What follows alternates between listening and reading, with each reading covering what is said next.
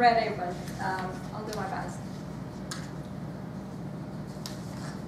Fellow Toastmasters, have you ever been asked a question that you don't know how to answer, or asked to deliver a solution that you don't know how to create?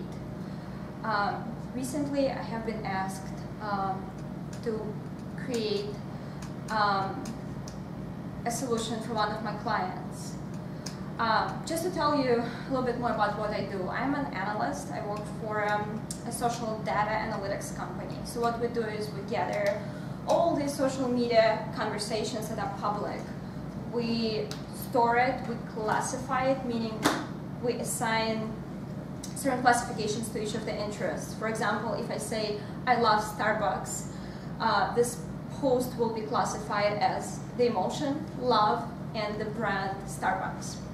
So one of my clients came to me and wanted us to create an audience of people that have highly attitudinal differentiators, such as they wanted to find younger people who are not very focused on their career, who are just very open-minded, and who just see their current job as just a thing that provides for them, but they don't see it as a career track.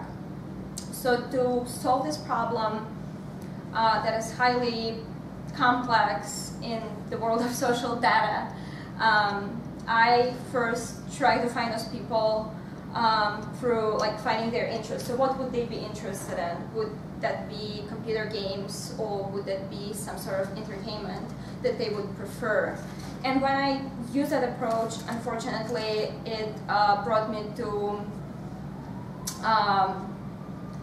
very low accuracy as the result, because a lot of people that I saw would not fall under the criteria that the client listed. So they were hardcore gamers, or they were just people who love going to bars and are not at all exhibiting any of the other characteristics that the client requested. So the way I approached it, and the goal of my speech today, is to just invite you to step outside the box. And the way I approach this specific problem by stepping outside the box is I stepped back and thought, what kind of person would exhibit those characteristics? What kind of title or profession would that person have, so that I can infer that this is a person who is not on a career track, or somebody who is living more in the moment. So to do that, I have identified several people, several titles that would help me get to those users. And those were titles such as bartender, or a nanny, or somebody who works in the service industry and not on a career track. So by using that approach, I was able to create a robust audience that was more like a caricature of the segment that they wanted to analyze.